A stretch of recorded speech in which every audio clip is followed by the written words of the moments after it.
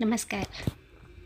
अपनी छोटी सी हरी भरी बगिया में ना अगर एक दो पौधे गुलाब के होते हैं तो कुछ बात और होती है।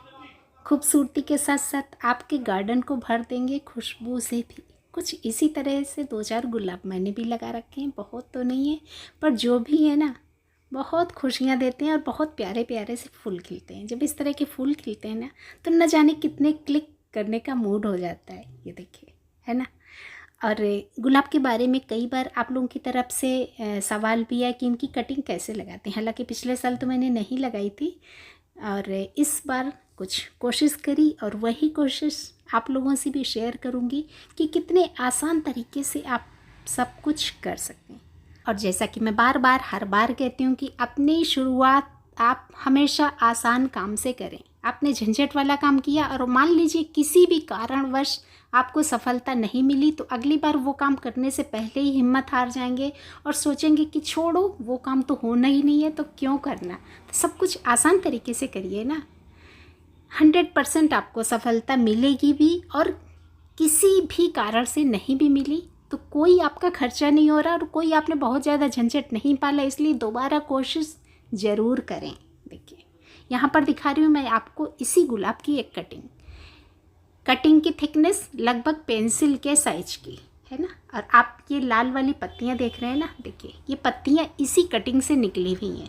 पत्तियों का कलर आपको बता देगा कि इसी में से निकली हुई ताज़ी ताज़ी कोमल कोमल सी पत्तियाँ। 30 दिन के बाद की ये वीडियो और लगभग 40 से 45 दिन बाद देखिए जो लाल पत्तियाँ थी वो लगभग ये पूरी की पूरी हरी हो चुकी हैं। इसका मतलब बहुत अच्छे से हमारी कटिंग ग्रो कर रही है। पेशेंस रखें। पिछला वाला जो रिजल्ट दिखा है वो 30 दिन बाद का और ये 40 से 45 दिन के बाद कुछ इस तरह का रिजल्ट। पर अभी भी यहाँ पर आपको जल्दी नहीं करनी है।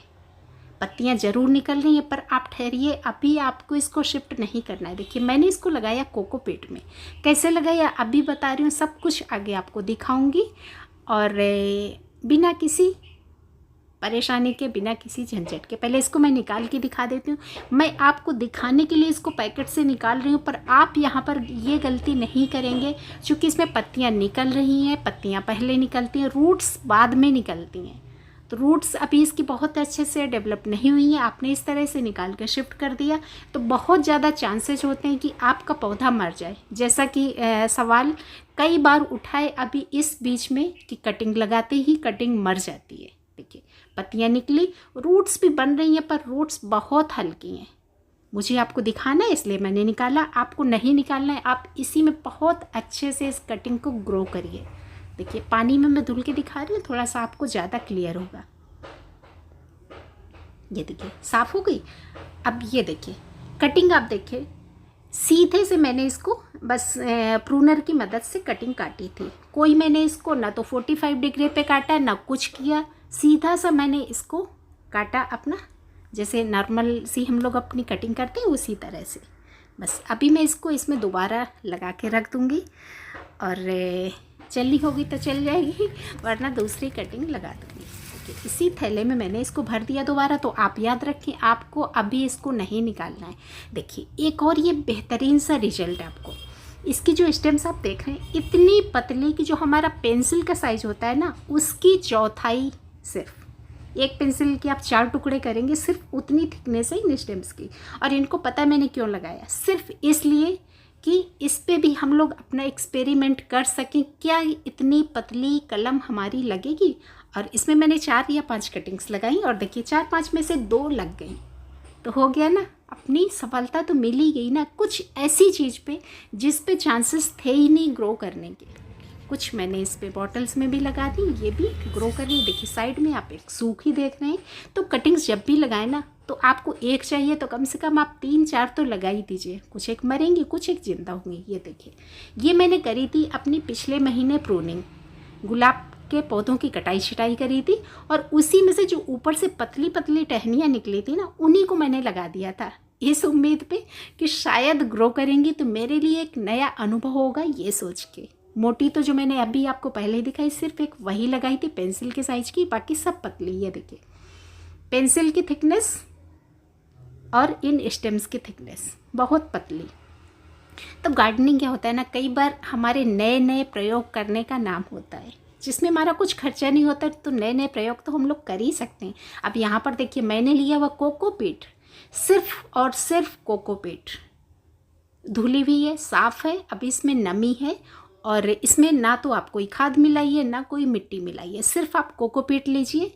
कोकोपीट इसलिए कि इसमें बहुत सारी नमी रहेगी, और चूँकि जो हम लोग स्टेम्स लगाते हैं ना कटिंग से, तो उनमें नमी की काफ़ी ज़रूरत रहती है। थोड़ा सा मैंने लिया यहाँ पर एलोवेरा, बहुत अच्छा सा हमारा नेचुरल रूटिंग हार्मोन।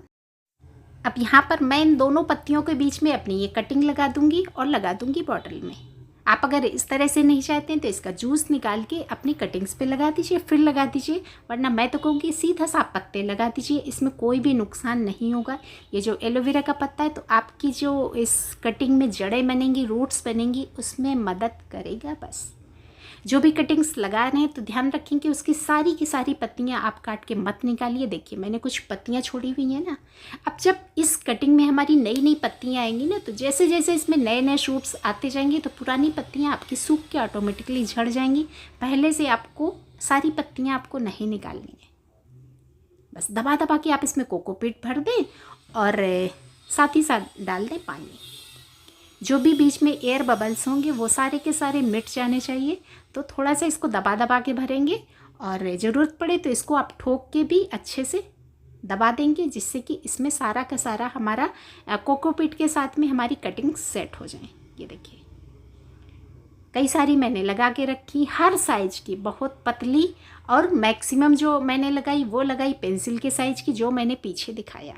बस इनमें आप बीच बीच में पानी डालते रहिए, इनको सूखा ना होने दीजिए, इनमें नमी हमेशा बरकरार रहनी चाहिए। अब सबसे ज़रूरी बात कि आप इनको रखेंगे कहाँ पे। आप इनको डायरेक्टली अगर धूप में रख देंगे तो कोमल कोमल सी आपकी कटिंग सूख जाएंगी। देखिए जो मैंने पत्ती निकालने वाली बात बोली, जो पुरानी होती जाएंगी, जो आपने पहले से छोड़ी थी, वो सूख सूख के झड़ जाएंगी और नई नई पत्तियाँ इसमें आती जाएंगी। ये देखिए जब इतनी पतली हमारी स्टेम लग गई, तब तो फिर हौसला बुलंद होना ही है, और इसी तरह से आपका भी हौसला ज़रूर बुलंद होगा।